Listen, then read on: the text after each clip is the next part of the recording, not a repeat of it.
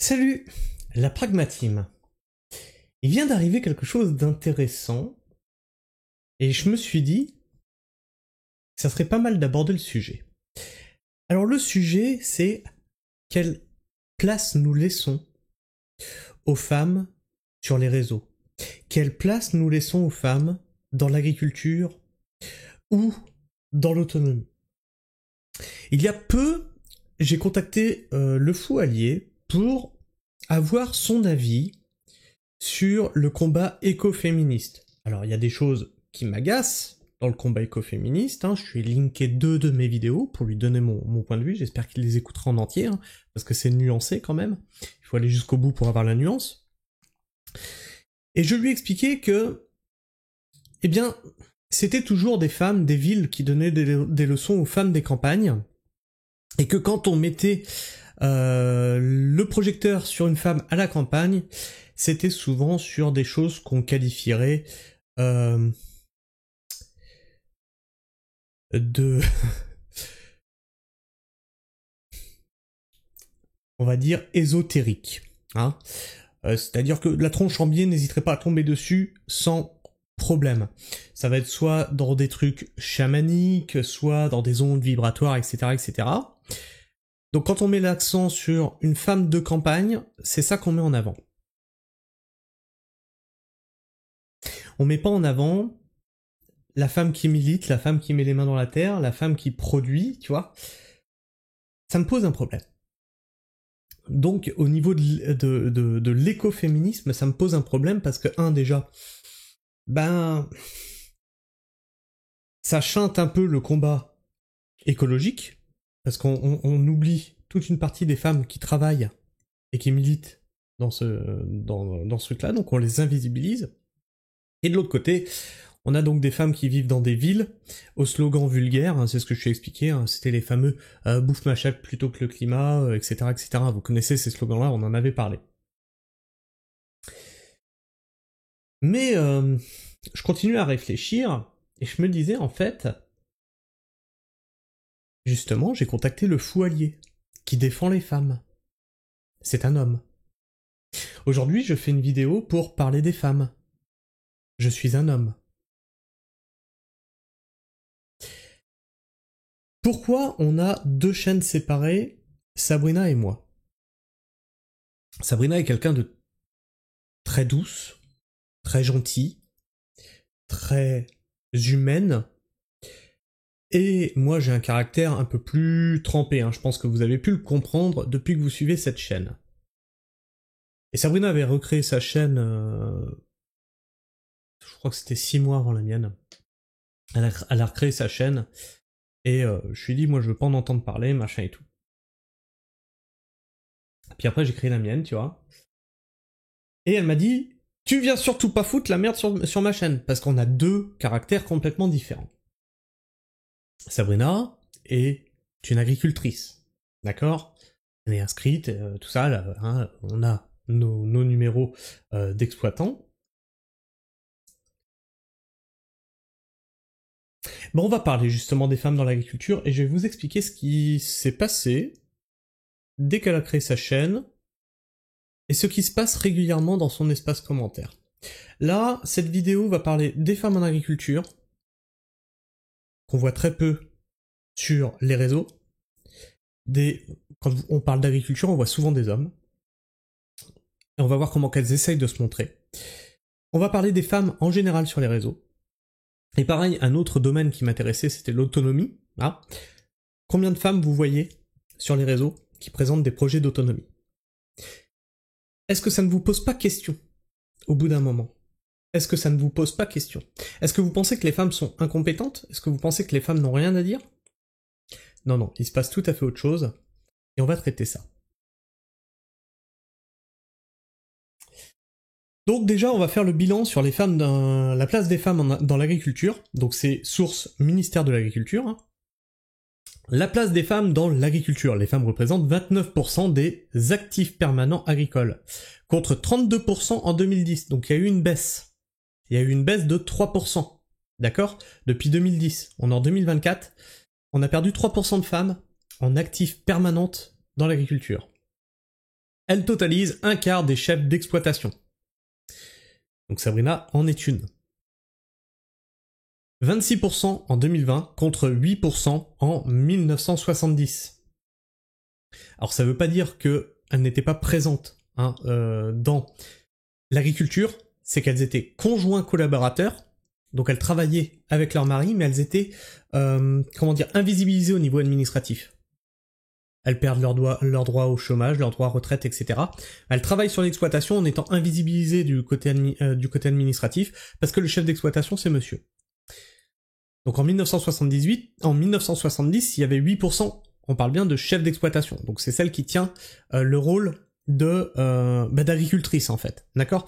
Nous on a fait l'inverse, on a dit on s'installe, c'est Sabrina qui prend qui prend ce rôle-là, et moi je m'invisibilise administrativement et je perds mes droits, d'accord.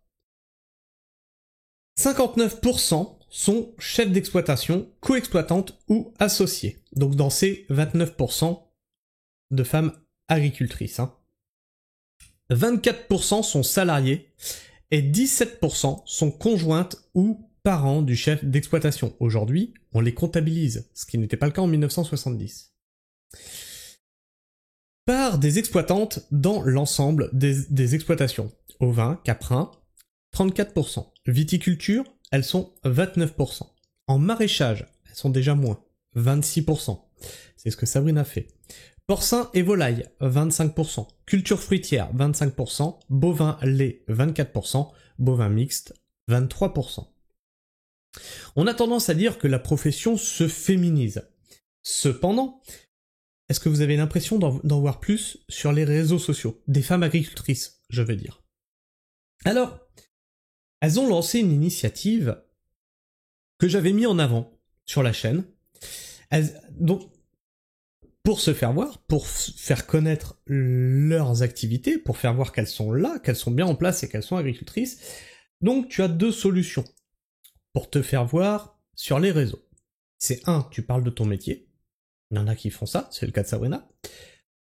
L'autre, c'est de jouer sur la vibe un peu érotisante pour attirer le regard sur cette profession et les difficultés. Et donc j'avais mis ça en avant, sachant qu'elle ne faisait pas ça pour rien, elle faisait ça pour collecter des fonds, pour aider d'autres femmes à s'installer. Je vais vous montrer à quoi ça ressemble. Donc c'est le calendrier Belle des Prés. Et donc tu vois, c'est un peu la vibe... Attends, ça c'est une vidéo, toc toc toc, tu vois, c'est un peu un calendrier... Il n'y a rien de dégradant, c'est pas du nu, voilà. C'est juste un peu sexy, un peu. Tu vois ? Limite, tu vas à la plage, tu en vois plus. Et bien quand j'ai mis ça en avant, j'ai supprimé des dizaines et des dizaines de commentaires insultants. Qui insultaient ces femmes qui se mettaient en avant comme ça. Donc... c'est pas la bonne méthode. Ok. Donc quelle est la bonne méthode? Ah bah c'est de parler de ton métier. Ok. Donc maintenant je vais vous expliquer ce qui s'est passé. Quand Sabrina a créé sa chaîne sur YouTube, a commencé à parler de son métier, elle s'est directement fait agresser par des hommes. Et c'est étrange parce qu'ici ils agressent pas les mecs. Peut-être parce qu'ils savent que déjà il y a du répondant en face. Peut-être parce qu'ils savent que j'en ai rien à foutre et puis que je vais les ban. Et peut-être parce qu'ils savent que, au pire, s'ils me disaient ça en réel, il y aurait le retour de phalanges dans la gueule. Étrangement, je constate beaucoup moins d'injures et beaucoup moins de menaces sur ma chaîne que sur la sienne. Et sa chaîne est plus petite. 3000 personnes. Alors ici on est 20 000, et pourtant j'attaque la FNSEA, pourtant j'attaque des politiques, pourtant voilà, et j'en ai moins. C'est fou, hein. Alors moi je vous invite à aller sur sa chaîne, à Sabrina, c'est Naturel et Maraîchère, je vous mettrai le lien dans la description. Allez-y, allez lui donner de la force, parce qu'en ce moment elle s'en mange plein la gueule. La première des choses qui lui a été faite, c'est... je vais t'envoyer la MSA. Donc Sabrina, elle a chopé un coup de flip, elle fait « Ouais, regarde, machin, on me menace, je vais t'envoyer la MSA, et... » Je fais « Oui, et pourquoi t'as peur ?»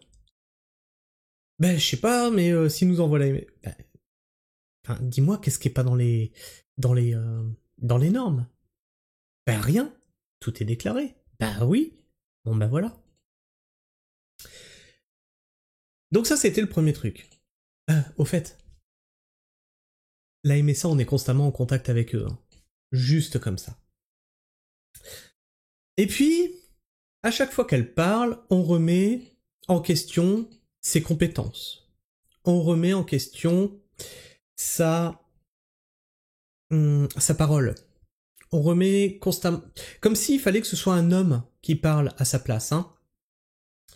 On remet en doute tout ce qu'elle peut dire, tout ce qu'elle peut faire, tout ce qu'elle peut mettre en place. Et quand il n'y a rien à mettre en doute, c'est juste de la critique en fait.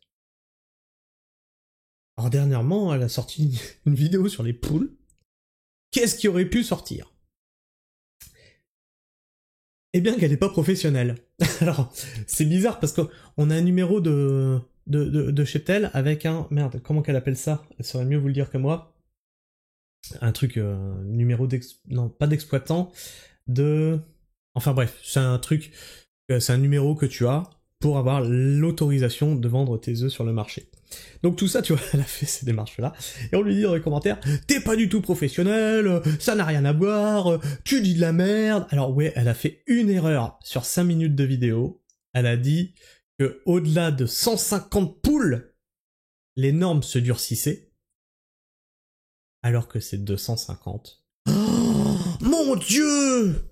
Mon Dieu, sans faire de texte, elle a fait une erreur en 5 minutes. Et là, on lui est tombé dessus. Et en dessous de ce commentaire, là, t'en as 3-4, toujours des mecs, qui sont venus. Oui, t'as raison, elle dit n'importe quoi, en plus elle a 3000 abonnés. Ça vous fait chier qu'une femme, elle ait 3000 abonnés? En vrai. Et ça finit par une menace, je vais te dénoncer à la DDT. Je vais te dénoncer à la DDT. Et Sabrina, elle m'emmène le truc, elle fait, ben je réponds quoi à ça? Je fais, ben, passe-moi ton portable. Je lui ai répondu. Je fais, si t'as du temps à perdre, l'élevage est déclaré, schlack, banni. Voilà, moi c'est comme ça que... encore, j'ai été soft, hein, parce que je répondais avec son compte, j'ai été soft. Parce que vous doutez bien que sur cette chaîne, je réponds tout à fait autrement. Hein. Et elle fait, ah ouais, tu l'as banni, machin et tout. Je fais, bah écoute Sabrina, il est pas là pour discuter, il est là pour t'enfoncer. Donc, bon, on attend le contrôle de la DDT, puisque en fait notre élevage est déclaré, donc on attend. Tout ça pour vous dire que, voilà. Donc, soit on présente ça pour montrer un peu le métier, on est un peu érotique, etc. Bon bah, c'est des...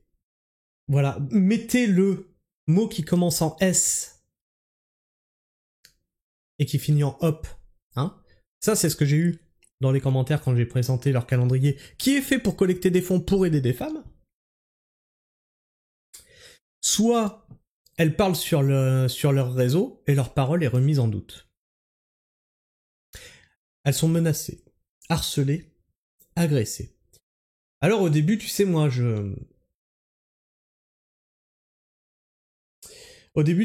ça, je disais que c'était un peu de surévalué. Maintenant, Sabrina a une chaîne depuis plus d'1 an, et je peux vous assurer que la violence qu'il y a envers les femmes sur les réseaux, c'est très loin d'être surévalué. On est rendu à un tel point que, déjà Sabrina, c'est quelqu'un qui a pas beaucoup de confiance en elle. Donc je dois un peu la pousser à alimenter sa chaîne. Et quand elle reçoit ce qu'elle reçoit, ben ça la renforce dans sa perte de confiance en elle et sa perte d'envie de diffuser sur les réseaux. Parce que après elle bute sur tous les mots, elle hésite, elle a peur de dire une bêtise. Voilà ce que vous faites quand vous emmerdez les femmes sur les réseaux. Vous les invisibilisez, vous les forcez à devenir invisibles. Alors, je suis de plus en plus la chaîne du foyer, parce qu'effectivement, tout ça, ce sont des dérives patriarcales. Une femme, c'est fait pour être au foyer, faire des bébés, fermer sa gueule. Ça, c'est clairement la doctrine patriarcale en fait. Vous voulez pas qu'elle puisse s'exprimer. Alors moi je suis ni de droite ni de gauche. Hein. J'ai même rejoint un parti tout à fait indépendant par rapport à ça s'appelle Equinox. Et ça me permet de pouvoir parler justement avec des personnes de droite et de gauche, sans en avoir quelque chose à foutre de leurs étiquettes. C'est pas leur étiquette qui m'intéresse, c'est leurs idées. Donc non, je suis pas un gaucho-islamiste à Sarwell, et non, je ne suis pas un facho, hein, comme j'ai pu le voir encore dernièrement dans mes commentaires, parce que je parlais de Marine Tourdelier. Non, je suis ni l'un ni l'autre, ou les deux en même temps, faites-en ce que vous voulez. Mais du coup, on va prendre des chiffres, d'accord ? Parce que tant qu'à parler de ça, on va y aller jusqu'au bout. Hein, on va parler des femmes sur les réseaux. Donc ça, c'était le calendrier Belle des Prés. Si vous voulez faire une bonne action pour les femmes, vous pouvez aller vous commander un calendrier Belle des Prés. Non seulement vous aurez des femmes plutôt mignonnes, et en plus, ce sont des agricultrices, et en plus, vous aiderez des femmes à financer des projets dans l'agricole.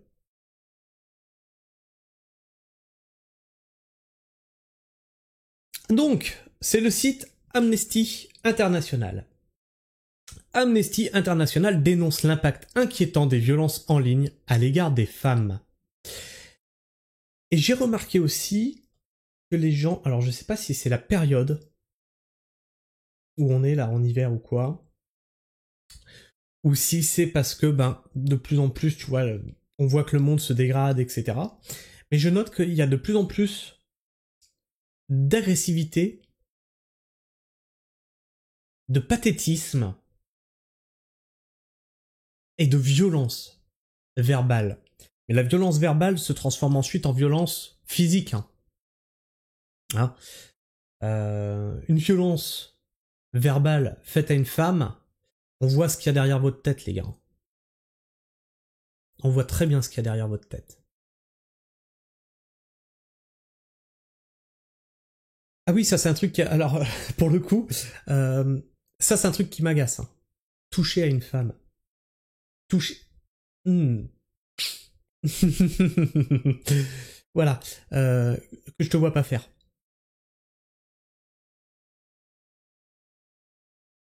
Amnesty International dénonce l'impact inquiétant des violences en ligne à l'égard des femmes. De nouvelles recherches menées par Amnesty International révèlent l'impact inquiétant qu'ont sur les femmes les violences et le harcèlement pratiqués sur les réseaux sociaux des femmes du monde entier, faisant état du stress, de l'angoisse et des crises de panique générées par ces expériences en ligne délétères. Alors, tu vois, ça tu pourrais te dire que c'est exagéré. Eh bien, je viens de te raconter l'expérience de Sabrina, qui poste de moins en moins de vidéos, qui quand elle les poste est de moins en moins à l'aise avec ce qu'elle peut dire, donc on est clairement dans le stress et l'angoisse. Pas parce qu'elle n'a pas envie de partager, pas parce qu'elle se sent forcée, parce qu'elle sait qu'au moindre truc qu'elle va dire de travers, on va lui tomber dessus. On va pas lui pardonner le moindre pourcentage d'erreur, simplement parce que c'est une femme.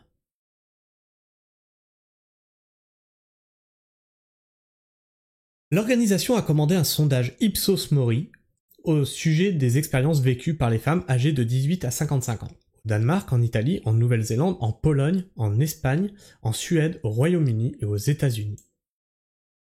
Près d'un quart, 23%, des femmes sondées dans ces 8 pays ont déclaré avoir subi des violences ou du harcèlement sur Internet au moins une fois. Ce pourcentage variant de 16% en Italie à 33% aux États-Unis. On doit être à peu près entre les deux. Je pense 25%, on va dire. Le danger particulier des abus en ligne est la rapidité avec laquelle ils peuvent se propager. Un tweet violent ou injurieux peut se muer en un déluge de haine ciblée en quelques minutes. Et là, c'est exactement ce qu'on a vu. Qu'est-ce que je vous ai dit ? Il y a eu un message, un commentaire, et en dessous, t'as que des mecs qui se sont foutus en dessous pour ah ouais, t'as raison, vas-y, t'appuies dessus. Mais vous êtes des grands malades.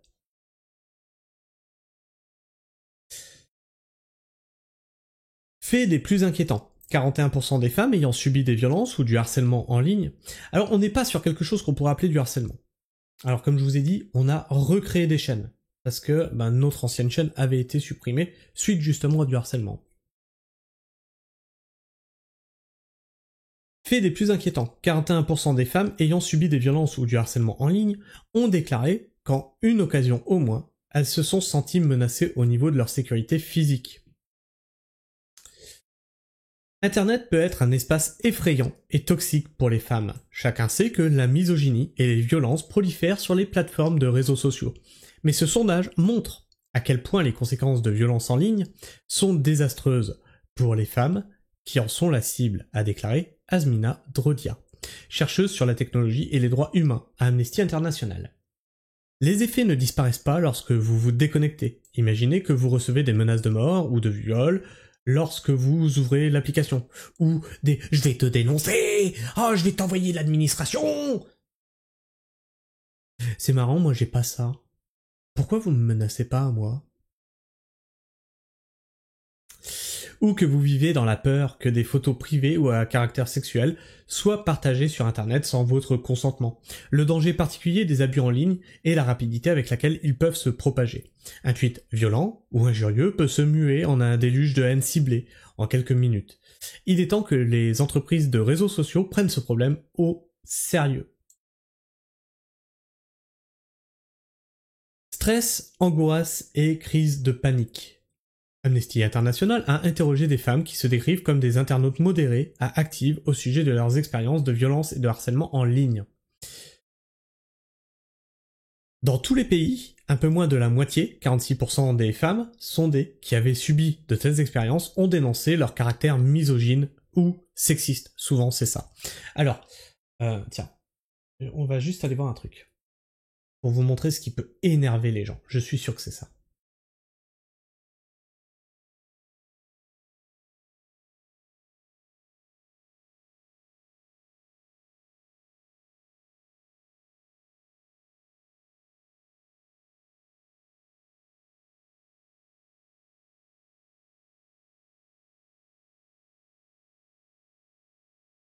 Voilà, ça c'est la chaîne de Sabrina. T'arrives sur la chaîne de Sabrina, qu'est-ce que tu vois? Sourire, sourire, sourire, sourire, sourire, sourire, sourire, sourire, sourire, sourire, demi-sourire, sourire, sourire, sourire, sourire, sourire, sourire, sourire, sourire. Bref, elle sourit tout le temps. Elle est heureuse dans ce qu'elle fait. Et ça, je pense que quelque part, ça doit en agacer beaucoup qui ont des vies mornes et moroses qu'une femme soit épanouie dans ce qu'elle fait. Vraiment, je pense qu'il y a de ça dans leurs attaques qui est faite envers les femmes. Vous voudriez les voir quoi? Tristes? Soumises? Ben c'est pas le cas. Ma femme ne sera jamais soumise, ma femme est libre de ses choix et de ce qu'elle veut faire. Et c'est pas toi, sur un commentaire, qui va lui dire ce qu'elle a à faire. Entre un cinquième, 19% en Italie, et un quart des femmes ayant subi des violences ou du harcèlement ont déclaré que les propos concernés comportaient des menaces d'agression physique ou sexuelle. Dans tous les pays, 58% des participantes au sondage qui avaient subi des violences ou du harcèlement ont déclaré que les propos concernés comportaient des éléments racistes, sexistes, homophobes ou transphobes. Alors là, on ne peut pas dire que Sabrina est tombée vraiment là-dessus, sur du sexiste ou de la misogynie, c'est plutôt vraiment, on remet en cause ce qu'elle peut dire du fait que c'est une femme. Dans tous les pays sondés, 26% des femmes ayant subi violence ou harcèlement ont déclaré que certaines de leurs informations personnelles ou identifications avaient été partagées en ligne, pratique connue sous le nom de doxing. Malheureusement, ça aussi elle a eu. Plus de la moitié des femmes, 59%, ayant subi des violences ou du harcèlement sur Internet... Oui, parce qu'il y en a un qui a carrément mis nom, prénom et adresse dans les commentaires. Tout ça en screen, hein. Ne vous inquiétez pas, tout ça c'est screené. Hein. Plus de la moitié des femmes, 59%, ayant subi des violences ou du harcèlement sur Internet, ont déclaré que leurs auteurs étaient de parfaits étrangers. Là, oui, alors, le problème c'est que sur Internet, vous les commentateurs, vous êtes des totales anonymes. Alors, pour nous,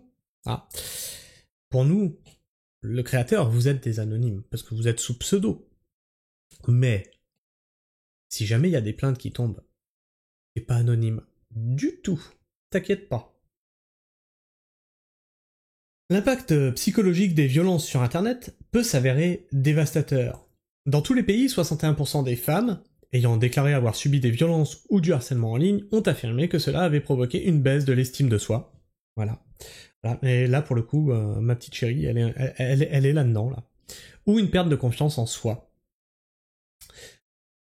Plus de la moitié, 55%, ont déclaré avoir été victimes de stress, d'angoisse ou de crise de panique après avoir été la cible de violences ou de harcèlement en ligne. 63% ont déclaré que les abus ou le harcèlement en ligne ont provoqué chez elles des troubles du sommeil. C'est le cas de 3/4, 75% des femmes interrogées en Nouvelle-Zélande. Plus de la moitié, 56%, ont déclaré que les abus ou le harcèlement subi avaient généré une perte de leur capacité de concentration pendant de longues périodes. Bah oui, tu t'attends à quoi? Au bout d'un moment, quand tu menaces, bien sûr que tu n'es plus en faculté de réfléchir convenablement. Comme je vous le disais, maintenant, quand elle sort une vidéo, elle hésite sur tous les mots. Pourquoi? À cause de ça. Réduite au silence. Et le pire, c'est qu'elle refuse en plus de leur répondre comme moi je leur répondrais. C'est-à-dire qu'une fois, j'ai été dans ses commentaires, j'ai été en recadré un, elle m'a dit non, t'y vas trop fort. Tu vois?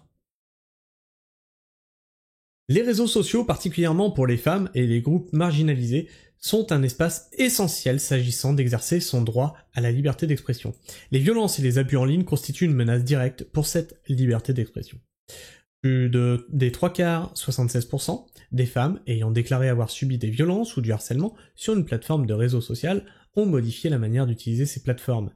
Elles ont notamment limité ce sur quoi elles postent. 32% ont cessé de publier du contenu véhiculant leur opinion sur certains sujets. Et là, on vient sur le fond du problème. Sur des sujets qui m'intéressent, tels que l'autonomie, tels que l'agriculture, pourquoi on voit peu de femmes? Elles ont cessé de publier du contenu véhiculant leurs opinions sur certains sujets. Voilà. Ou, à force de ne voir aucune représentation féminine, elles n'osent pas prendre la parole. Et dès que l'une d'entre elles prend la parole, elle se fait caillasser en public, avec le soutien d'autres mecs. Les réseaux sociaux contribuent à renforcer la liberté d'expression, notamment l'accès à l'information de bien des manières. Alors pareil, la liberté d'expression, parce que certains diront « Oui, mais attends, il y a la liberté d'expression, on a le droit de lui dire ce qu'on lui dit !» Oui. La liberté d'expression, c'est une liberté, certes, mais qui va avec une limite, qui va avec des droits, et qui va avec des devoirs. Je vous invite à aller voir la vidéo de « Vous avez le droit » à propos de la liberté d'expression, notamment il a fait une vidéo sur Acer Mandax. Et la liberté d'expression. Et c'est très intéressant de voir à quel point ce que je vois sur les réseaux en général dépasse régulièrement cette fameuse liberté d'expression. Toutefois, la discrimination et la violence contre les femmes, hors ligne, ayant migré vers le monde numérique, de nombreuses femmes se retirent des conversations publiques et s'auto-censurent par peur pour leur vie privée ou leur sécurité. On pourrait mettre aussi par peur pour leur entreprise.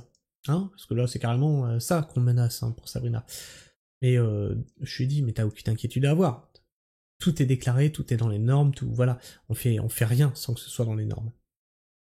A déclaré Azmina Drodia. Près d'un quart, 24% des femmes interrogées ayant vécu des violences sur Internet ont déclaré avoir eu peur pour leur sécurité, pour la sécurité de leur famille.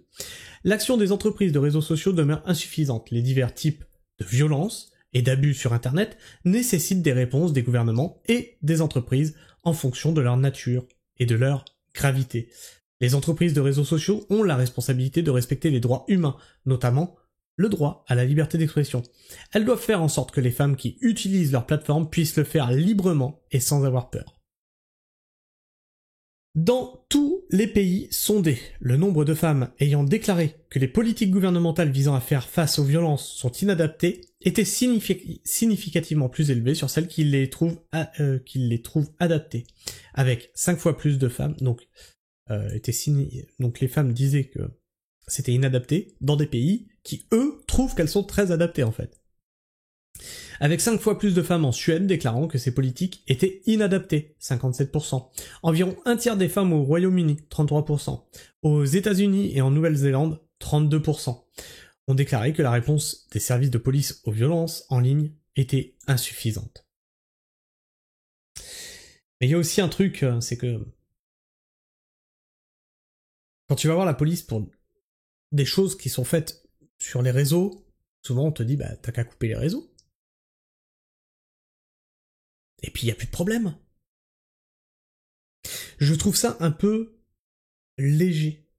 Hein, c'est comme tu t'es fait harceler sexuellement, bah t'as qu'à mettre des pantalons au lieu de mettre des jupes, au lieu de mettre des robes. Ça, il y aura plus de harcèlement. T'as qu'à t'en les dire. Enfin, c'est quoi ça? Il ressort également du sondage que les femmes estiment que les entreprises de réseaux sociaux doivent faire davantage. Seuls 18% des femmes interrogées dans tous les pays ont déclaré que les réponses de ces entreprises étaient très, assez ou complètement adaptées. Les entreprises de réseaux sociaux ont la responsabilité de respecter les droits humains, notamment le droit à la liberté d'expression. Elles doivent faire en sorte que les femmes qui utilisent leur plateforme puissent le faire librement et sans avoir peur.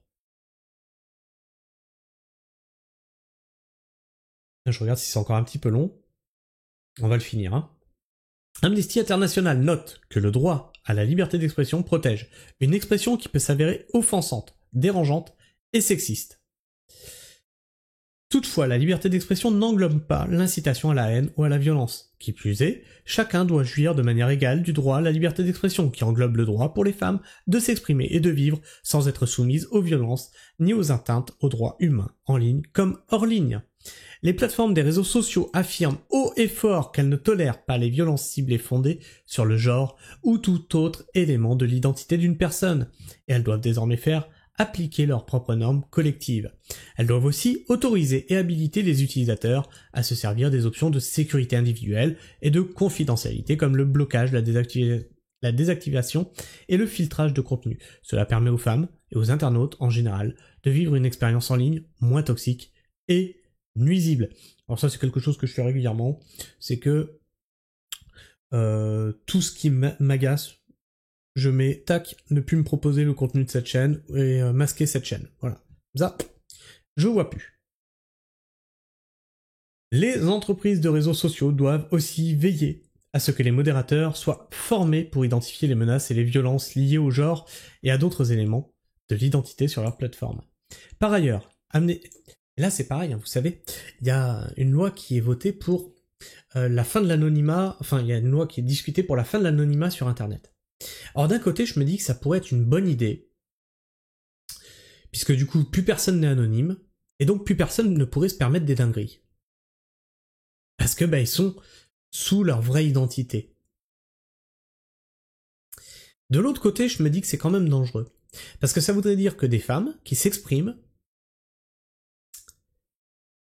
ont leur véritable identité affichée. Et quand on voit le genre de taré qu'il y a déjà sur Internet, imagine s'ils ont déjà le nom, le prénom, machin et tout. Hein. Par ailleurs, Amnesty International demande au gouvernement de faire en sorte que des lois, des politiques, des pratiques et des formations appropriées soient mises en place afin de prévenir les violences et abus en ligne à l'égard des femmes et d'y mettre un terme. Cependant, il est essentiel de veiller à ce que l'exercice légitime de la liberté d'expression ne fasse pas l'objet de restrictions ni de sanctions excessives. S'attaquer aux violences et aux atteintes et aux droits humains sur Internet ne doit pas servir d'excuse pour restreindre l'exercice de la liberté d'expression. Alors après, il y a la méthodologie, mais je vais pas vous expliquer la méthodologie du sondage qui a été fait, etc. Enfin bref, je sais pas ce que vous pensez de tout ça. Moi, j'aimerais voir plus de femmes prendre la parole. J'aimerais voir plus de femmes dans l'agricole prendre la parole, expliquer ce qu'elles vivent, leurs difficultés, ce qu'elles mettent en place, leur projet de vie, leur militantisme. J'aimerais voir plus de femmes défendre le droit des femmes. J'aimerais voir plus de femmes parler de leur projet d'autonomie. J'aimerais voir plus de femmes du bâtiment nous expliquer à quelles contraintes elles sont soumises. Hein, c'est quoi la vision d'une femme qui est dans le bâtiment? Je voudrais voir plus de femmes, même mécano, tu vois. Alors, il y avait eu un super truc, c'était un reportage où c'était une femme qui était garagiste, et systématiquement les clients venaient et s'adressaient à son ouvrier comme si c'était le patron.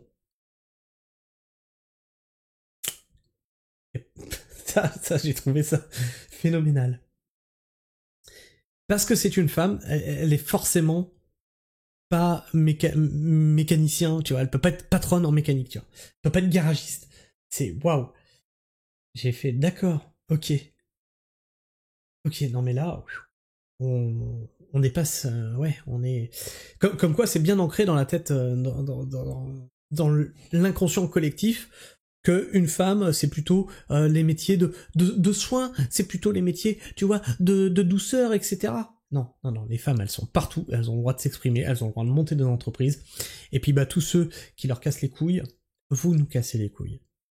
Derrière une femme, il y a souvent un homme, c'est son mari, et vous lui cassez les couilles aussi. Et aujourd'hui, un mari prend la parole. Et ce serait pas mal qu'il y en ait d'autres qui prennent la parole, et ça serait pas mal qu'il y en ait d'autres, des maris, qui les soutiennent et qui les encouragent, justement, à prendre la parole sur les réseaux, à leur dire qu'elles sont pas moins compétentes que d'autres pour s'exprimer sur tel ou tel sujet. Dites-moi ce que vous en pensez dans les commentaires. Alors, non, j'ai pas viré féministe, comment vous dites, féminazie, hein. Non, non, je suis juste quelqu'un de très attaché à l'égalité, la véritable égalité. J'étais, moi, quand j'étais élu syndical, responsable des violences sexistes et sexuelles dans le cadre du travail. On se demande pourquoi, hein. Parce que la condition, justement, des femmes, ça me parle. Allez, tu me dis ce que tu en penses dans les commentaires, tu partages ton avis et ton opinion, puis si tu commences à insulter, tu sais ce qui va t'arriver. Ah, mais bon, ici en général c'est plutôt calme, hein, parce que les mecs ils chopent leurs couilles que quand il y a des femmes en face, hein, parce que dès qu'il y a un homme en face, il y a plus de couilles là. Hein. Et puis tu peux t'abonner à la chaîne, partager justement cette vidéo. Si tu es une femme, partage cette vidéo, hein, qu'on sache un peu ce qui se passe sur les réseaux pour vous. Si tu es une femme, dis-moi justement si tu as eu déjà affaire à des saloperies comme ça sur les réseaux. Et puis tu peux liker ou disliker, c'est toi qui choisis, t'abonner, vérifier que tu es encore bien abonné. Et puis sinon, tu peux clocher aussi, comme ça tu recevras toutes les notifications de mes sorties vidéo. Moi je vous fais la bise, prenez soin du sol, prenez soin de vos épouses, prenez soin des femmes, et restez pragmatiques. Ciao.